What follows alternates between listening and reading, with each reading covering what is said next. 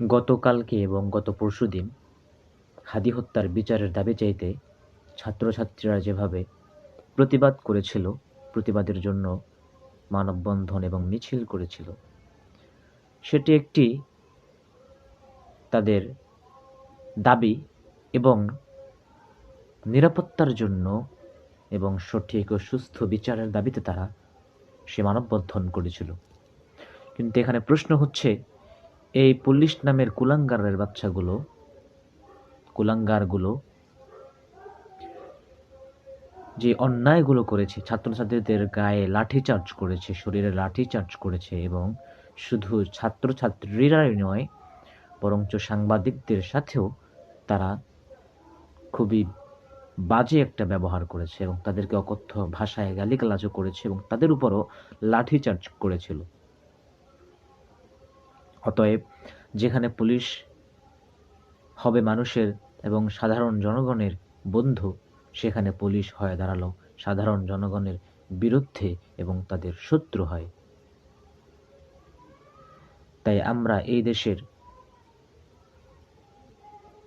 এই অন্যায়, অবিচার, অত্যাচার এবং দুর্নীতি কখনোই সহ্য করব না এবং জুলুম কখনোই সহ্য করব না, কখনোই বরদাস্ত করব না। তাই আমরা সব সময়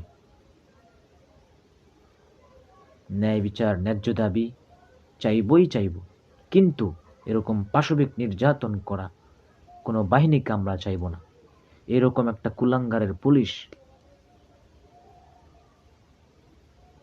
যে পুলিশ বলে আয় নিয়ে যা হাদির লাশ, নিয়ে যা, আয় হাদির লাশ নিয়ে যা, যে কুলাঙ্গার এই কথাটি বলেছে, ওই কুলাঙ্গারের ভিতরে কোনো মমতাবোধ নেই, কোনো ভালোবাসা নেই।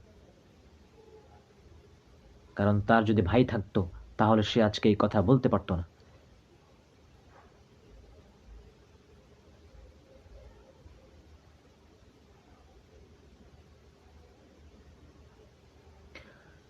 তাই আমার পক্ষ থেকে, আমার মত অনুযায়ী, আমার মত আমি বলছি, এইরকম পুলিশ বাহিনী আমাদের কোনো দরকার নেই।